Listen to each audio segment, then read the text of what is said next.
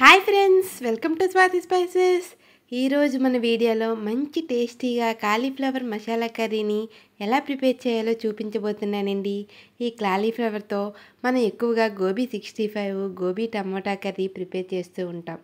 కానీ ఇలా మసాలా కర్రీని ప్రిపేర్ చేసి చూడండి, చాలా అంటే చాలా టేస్టీగా ఉంటుంది.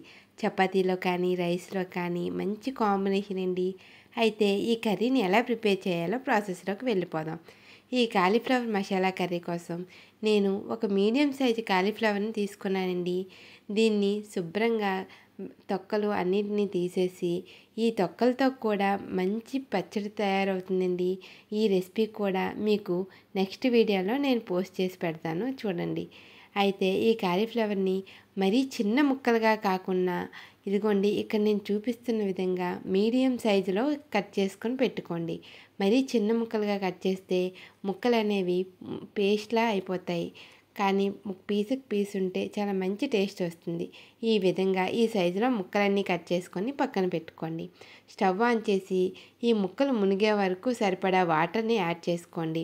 అందులోకి 1/2 టీ స్పూన్ వరకు పసుపును, 1/2 టీ స్పూన్ వరకు సాల్ట్ను కూడా యాడ్ చేసుకొని వాటరు కొద్దిగా వేడైన తర్వాత ఈ ముక్కలన్నిటినీ అందులో వేసుకోండి. ఈ ముక్కలన్నీ కూడా 50% కుక్ అయితే సరిపోతుందండి. మరీ ఎక్కువగా కుక్ చేయకండి, కర్రీ చేసేటప్పుడు ముద్దగా అయిపోతుంది. చూడండి, ఇక్కడ నేను చూపిస్తున్న విధంగా ఇలా మీడియం ఫ్లేమ్ పెట్టుకొని ఒక 50% కుక్ అయితే సరిపోతుంది. ఇలా ముక్కల్ని కుక్ అయిన తర్వాత స్ట్రైనర్తో తీసుకొని ఒక ప్లేట్లోకి తీసి పక్కన పెట్టుకోండి. తప్పకుండా అందరూ ఈ విధంగా ఈ కర్రీని మీ ఇంట్లో వాళ్ళకి ప్రిపేర్ చేసి పెట్టండి. చాలా అంటే చాలా బాగా నచ్చుతుందండి. ఇదిగోండి, ఈ విధంగా కాలీఫ్లవర్ని ఈ వేడి నీటిలో ఉడికించడం వల్ల అందులో ఏమైనా బ్యాక్టీరియా కానీ ఏమైనా డస్ట్ ఉన్నా కూడా పోతుంది.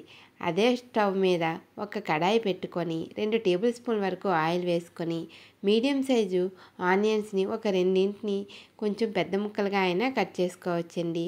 ఇలా మొత్తంగా వేయించుకొని ఇందులోకి ఒక 10 నుంచి 15 జీడిపప్పు పలుకులను, ఒక 4-5 లవంగాలను, 2 ఇంచుల దాల్చిన చెక్కను కూడా యాడ్ చేసుకొని కొద్దిగా వేయించుకోండి.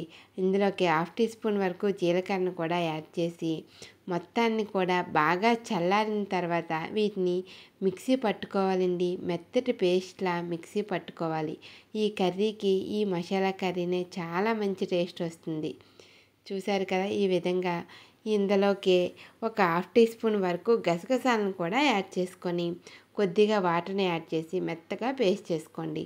అదే ప్యాన్లో ఒక 2 టేబుల్ స్పూన్ వరకు ఆయిల్ వేసుకొని 2 ఇలాచీలను, ఒక బిర్యానీ ఆకును యాడ్ చేసుకొని దోరగా వేయించుకోండి. అందులోకి 2 చీల్చిన పచ్చిమిరపకాయలను కూడా యాడ్ చేసుకోవాలి. లైట్గా వేయించుకొని 1/2 టీ స్పూన్ వరకు అల్లం వెల్లుల్లి పేస్ట్ని కూడా యాడ్ చేసి పచ్చివాసన పోయే వరకు వేగించుకోవాలండి. చూడండి, ఇప్పుడు ఆనియన్, కాజు పేస్ట్ని కూడా యాడ్ చేసుకోవాలి. ఈ పేస్ట్ ఈ కర్రీకి మంచి టేస్ట్ని ఇస్తుంది. ఈ పేస్ట్ అనేది మరీ ఎక్కువగా వేగనవసరం లేదు, ఎందుకంటే ఆల్రెడీ మనం ఆనియన్స్ని, కాజును వేపి ఉన్నాం కదా, చాలా తొందరగా వేగిపోతుంది కూడా. ఇలా ఆయిల్ సపరేట్ అయిన తర్వాత 2 మీడియం సైజు టమాటాలను చిన్న చిన్న ముక్కలుగా కట్ చేసుకొని టమాటాలన్నీ సాఫ్ట్గా మగ్గే వరకు మగ్గించుకోవాలి. చూడండి, ఇలా అడుగు అంటుకుపోకుండా అలా కలుపుకుంటూ వేయించుకోవాలండి. ఇలా టమాటాలన్నీ సాఫ్ట్గా కుక్ అయిన తర్వాత 1 టీ స్పూన్ వరకు కారాన్ని, 1/2 టీ స్పూన్ వరకు పసుపును, రుచికి సరిపడా ఉప్పును కూడా యాడ్ చేసుకొని మొత్తాన్ని బాగా కలుపుకోండి.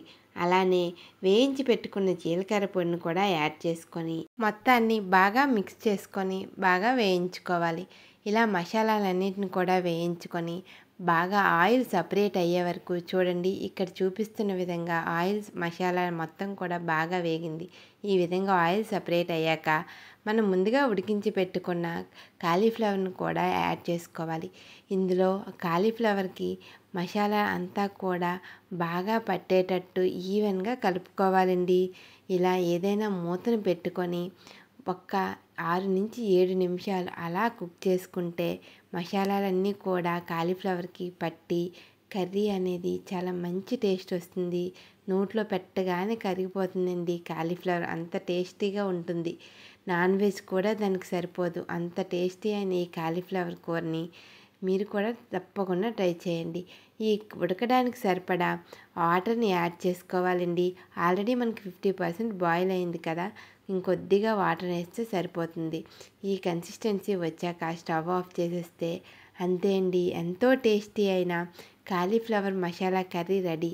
ఇది చపాతీలో కానీ, అన్నంలో కానీ, బగారా రైస్లో కానీ ఎందులో తిన్నా కూడా కాంబినేషన్ చాలా అంటే చాలా బాగుంటుందండి. మీరు కూడా ట్రై చేసి మీకు ఎలా కుదిరిందో కామెంట్ చేయండి.